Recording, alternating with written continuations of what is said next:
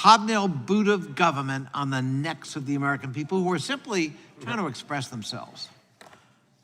Mr. Williams, you think the insurrectionists, thousands of them, who came here, many of them armed, that led to 5 deaths and the storming of the Capitol, to try to prevent the constitutional certification of the counting of the ballots for the President of the United States on January 6, 2021. You think that was nothing more than patriots that got a little carried away and they were just expressing their First Amendment rights, and the FBI shouldn't have been looking at it and certainly shouldn't be prosecuting people for it? Well, certainly, sir. I believe almost 1,000, if not over 1,000 people have been charged with crimes in connection with that day. Several people have now been convicted by juries and also with findings that were affirmed by federal judges of seditious conspiracy. That's using force or threats to impede or delay the execution of laws of the United States. So I guess I hear you saying we need to make a distinction between the expression of views, which is absolutely protected under the Constitution of the United States, First Amendment, and the use of violence to propound and propagate those views. That is correct. So the First Amendment does not protect the use of violence. Correct. In fact, that's illegal. Correct. So when we talk about parents just going to school boards, trying to express their concerns, that's true. Many parents go. I was a parent with a kid in a school system. I was a card-carrying PTA member. I certainly testified now and then about the school budget or school issues, but I didn't threaten the lives or families of school board members. I didn't anonymously threaten violence or let it be known that I knew where they lived and that there'd be trouble. That's a different form of speech, isn't it? Yes. Would it be wrong for the FBI under some circumstances to be called in to look into that for the protection of elected school board members and, for that matter, active parents? Both the FBI or state and local authorities who also have the ability to investigate violent crime. So do you think the FBI is the enemy of the American people? I do not believe, in my experience, look, again, I was in government for 15 years. You think the FBI ought to be defunded? I do not believe the FBI should be defunded. So, for example, if they were, the Tampa field office that infiltrated and spent 6 months embedded in a network of ransomware gag, Hive, and took it down. Hive is no longer functioning. Is that a good thing or a bad thing? That is a very good thing. Look, I was a prosecutor and a senior executive at the Justice Department. Fighting crime is a good thing, and I think we can all agree on that. I see. So they're not just, censoring free speech. They're actually doing some good things that protect the American people? Yes. Would you say that characterizes largely their mission and their function?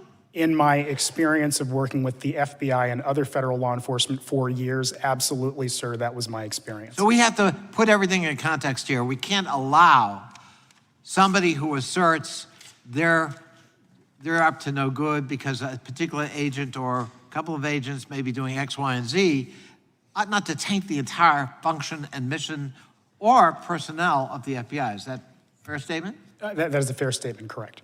And that goes to their other missions: cybersecurity protection, human sex trafficking, breaking up those rings, and for that matter, protecting us from domestic extremists who are propounding and using violence as a weapon to further their cause. What is special about the FBI, sir, very quickly, is that unlike many other law enforcement agencies, it has both a counterterrorism element and a law enforcement element. Now, many people may think those are all one and the same, but those are actually two different functions. And so, yes, both of those help keep the American people safe. I thank you, and I yield back.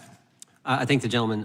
The gentleman from Utah, Mr. Stewart, is recognized. Thank you, Chairman, and to witnesses. Thank you, Mr. Turley. My condolences that you've had to sit through 60 of these, but thank you for being willing to do that. I look forward to hearing from all of you, but Mr. Chairman, I also look forward to hearing others who are key to this investigation. Christopher Wray, the Attorney General, former FBI Director Comey, former CIA Director Brennan. I hope we have a chance to hear from them as well. I want to share with you my first experience in this area. 2017, member of the House Intelligence Committee, after months and months of stonewalling, we were finally allowed to go to the FBI building and to read the FISA application on Carter Page. And after reading that application, it was very, very clear to me the FBI has lied to the FISA courts. The FBI has lied to Congress, and the FBI has lied to the American people. After that, I had a similar experience with some CIA documents and then other agencies. And the result of this is when, Mr. Turley, you talk about losing the faith of the American people, if an FBI agent called me today and said they wanted to speak with me, I would never speak to them, regardless of the topic, without my attorney present. And by the way, Congress has to reauthorize 702 this year. And we are a long way away from getting the trust of confidence because of the subject we're talking about today. And we'll lose a valuable tool if many people are simply going to say, we won't give them that authority, they abuse it. I'd like to focus on the FBI abuse if I could. I'd remind you, Carter Page was an innocent American citizen. The FBI said he was a Russian spy. Turned out that was not true. In fact, turned out there was zero evidence that he was a Russian spy. And yet, the FBI IG went and looked at the FISA application, and this is what they found. And Mr. Williams, I hope you'll pay attention to this because I'm going to ask you a question about this. They found 17 significant errors, omissions. They found 51 wrong or unsupported factual assertions, including FBI lawyers who simply made up evidence and included it in the FISA application. Disgusted by this, I would suppose, the IG went and looked at random 25 other FISA applications and found significant inconsistencies and omissions in every one of them. Mr. Baker, you're a former FBI agent. Do you think that 17 omissions, 51 wrong assertions in a FISA application that, by the way, if you're going to get one right, don't you think the one that's targeting the President of the United States would be one you'd be particularly careful of? And yet they found that many omissions. Do you find that a standard acceptable? Of course not, Congressman. And in fact, it's actually even worse than you described. There was exculpatory information available that was not considered. Some of the information that was considered, we now know from the Steele dossier was false. That's right, and the list goes on. But even beyond that, the fact is that individual American, that U.S. person, Carter Page, should not have been subject to that FISA surveillance because he was an individual who, this is all on the public record now, Be brief, had please. cooperated with the CIA and the FBI in previous investigations. So he would, by the guidelines that existed then, he should have been excluded from FISA. He could have been directly interviewed. That's right. Mr. Baker, I'm going to cut you off because you've made your point. Mr. Williams, do you think that, as I've described to you, 17 omissions, 51 wrong assertions in one FISA application is professionally done? Sir, I would say that this is a matter that continues to be of interest to the Justice It's a Department. simple question. Do you find that acceptable? I think it's hilarious that you won't say, no, I don't. What I'm saying, sir, is that this is a matter before the Justice Department and Congress that has been ongoing for years. Okay, And so you won't answer the question. What if I will you find say that is acceptable. that it makes sense for you to direct the question to the Justice Department. I'm asking your opinion. I'm not asking for any insight into their investigation. I'm asking for a simple opinion. Do you find that acceptable? What I will say, as is Okay, my never mind. You're opinion- not going to answer the question. I think he's answered. Because of this, the FBI initiated reforms. And you know what they were? Trainings. Here's some trainings for senior FBI officials. Training number 1, don't lie to FISA courts. Training number 2, don't make things up.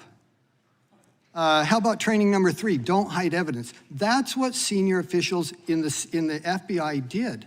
And if I wish I had more time, I'm almost out of time, because I would come to you and ask, first, Mr. Williams, I'd come back one more time and ask you if you find that acceptable or not, but we won't waste time with it. I would ask, how do we restore faith in the FBI? Because we want to trust the FBI. And people say you're going after the FBI. What nonsense. We're trying to protect the FBI. I know FBI agents who are deeply offended by what they see. They want us to hold them accountable, and that's what the committee is going to do. Thank you. I yield back. Thank the gentleman. The chair now recognizes the gentleman from California, Mr. Chairman. Thank you, Mr. Chairman. It pays to do a lot of listening, and what I've heard is a lot of discussion about this memo. And we ought to really take a look at it. In fact, it's on the FBI website right now. You can pull it up as I talk. And, Mr. Chairman, I'd like to enter that memo into the record. Thank you. So what do we really have here? I've read the memo. I recommend we all do. It starts off in the first paragraph, making it perfectly clear that one, the lawful First Amendment protection activity should never be subject to persecution, or prosecution. That's the free speech piece, right there in the very first paragraph of the memo. And two, the actual issue of concern in this memo is the illegal violence, which has been discussed by several of you as totally illegal, or threats of violence. So let me be very, very clear here. We have myriad examples of extraordinary, serious, violent threats targeting school board officials that should be of concern to everyone in this room and all of my colleagues. Behind me are just 3 of the written examples that were of concern to the FBI. One, quote, "It's too bad that your mama is an ugly communist whore. If she doesn't quit or resign before the end of the year, we will kill her. But first, we will kill you." It would seem to me that is a rather clear example of a violent expression of free speech, which is illegal. Also behind me is another written, this is why Hitler threw you, expletive, into the gas chamber. Third, we are coming after you, stinking traitors of America. This is what was out there in public school board meetings. I would love to show you the videos of those meetings, but we're not allowed to under the rules, apparently. But if we were to do that, we would have a rather clear and numerous examples of violent threats to school board members, teachers, administrators across this nation. This memo by the Attorney General, however it came to be, and that's been discussed here, that maybe somebody suggested that he take action on this, which is rather common. There's not one of us on this dais that hasn't been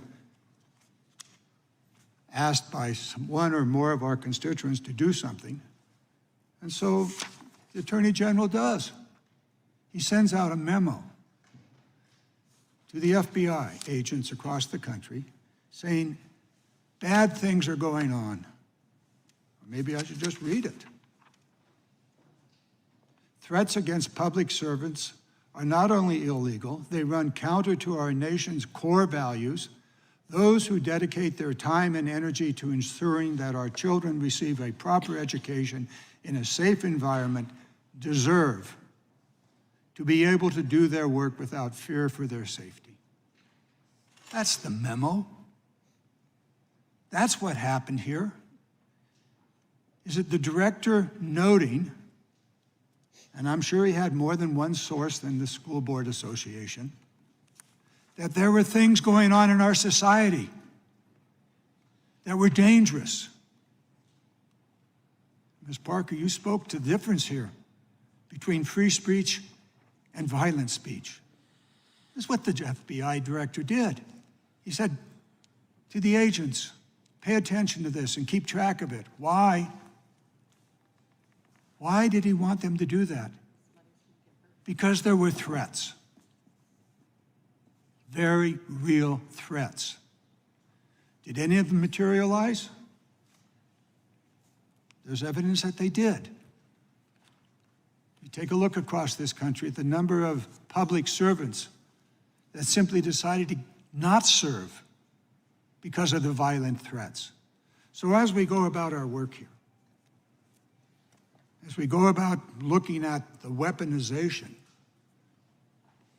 of the federal government, We must be careful that we don't become a weapon to be used for political purposes.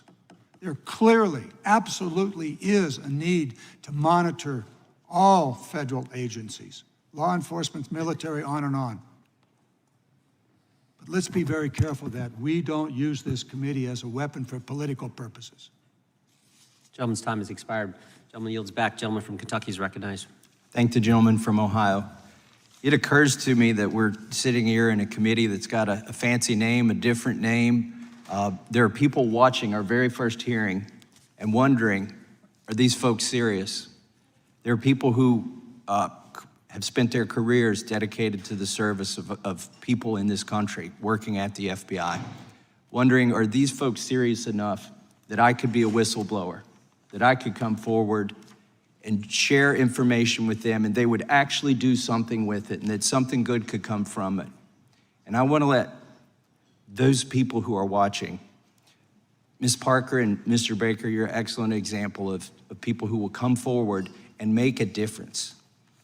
And I want to let those people know that I've come to this city for 10 years with one basic premise, which is this is the best country on the planet, the best country that's ever been.